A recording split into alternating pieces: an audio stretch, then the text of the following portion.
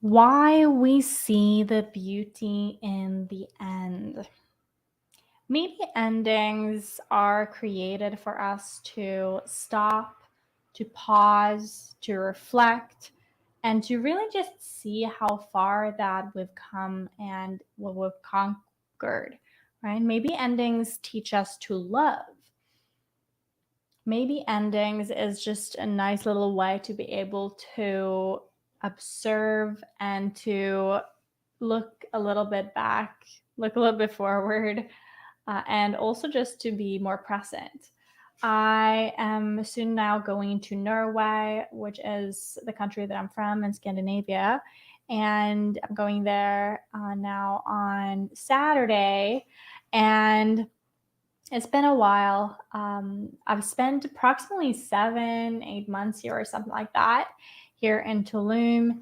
And with that sort of ending of this sort of season or this chapter or whatever you might call it, I definitely have the chance to look at how I've grown, what I've sort of done, and what have come to fruition and what might not have. And I think it's sort of this combination of both like grief for that which did not happen as far as expectations are concerned, and also a sense of relief and a sense of gratitude for, yeah, so a sense of relief for being able to move forward, and also a sense of gratitude for what was and how it has shaped me as a person, how it shaped me in my journey. And it's funny because like when something end, it doesn't necessarily have to be end forever, but when something end, it's as if you can see the beauty around you so much more. You can see the beauty in nature. Like everything just expands. Even your heart expands. So maybe again, endings teach us to love. Maybe it just teaches us to take care of those around us and to be more present with what is. And sometimes it is an end. Sometimes it's close to an end. Sometimes it's just a teaser of an end. Just like the accident that I had, it really was like a teaser to what an actual permanent end to life could be like, right? And then there's other endings like heartbreaks or transitions in life,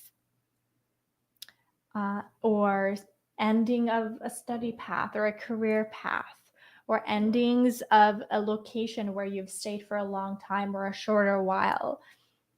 I remember even when traveling around the world to all these different locations and destinations, it it didn't get any easier to leave behind one destination for another, but it definitely gave me a sense of ability to practice endings and to find gratitude for what I did experience in those places. And the same thing with relationships and stuff like that too. Sometimes we might, when something ends, we might get consumed in that sort of like looking back at what we did or didn't do or what we experienced with that person. And then maybe in a new relationship we continue to do that, or maybe we move forward. But anyhow, the beginning of something new allows you also to process the ending of what you already experienced in the past. So I think it's beautiful. Endings are beautiful, and they expand our capacity to love. They expand our capacity to find value in reflecting and stopping and pausing and looking at how God has worked. Because, of course, there will always be things that you did or did not do, but you can always begin to look at what God did in your life during this time and be like, okay, what was it that God had for me this season? And just accept. Accept that. So that was my thoughts for today as I am packing and as I'm moving from one sort of season into another season. And honestly, for me, there is a little bit of sense of disappointment in one way for the things that I thought that I would do here. But then at the same time, God gave me what I truly needed. And I know that now going back to Norway, going to see my parents, I will come with a renewed sense of compassion and love and presence in a way that I didn't do before. I won't come with pride this time. I won't come with, oh, I'll do my thing and you'll do your thing. I'll come with a sense of wanting to contribute. And I don't think that would have happened if certain things during this past season here didn't unfold the way that it did. So you somehow always get what you need. Not always what you want, but what you need. And sometimes the desires that we have or the visions that we have, they take a little bit longer than expected. It's as if like the seeds, they don't come to fruition as fast as you think. Or your direction, you know, will go in a slower pace or a different way than you thought it would. And isn't that exciting? Like, isn't that the adventure? Isn't that the funnest thing that we get to take part of here in life?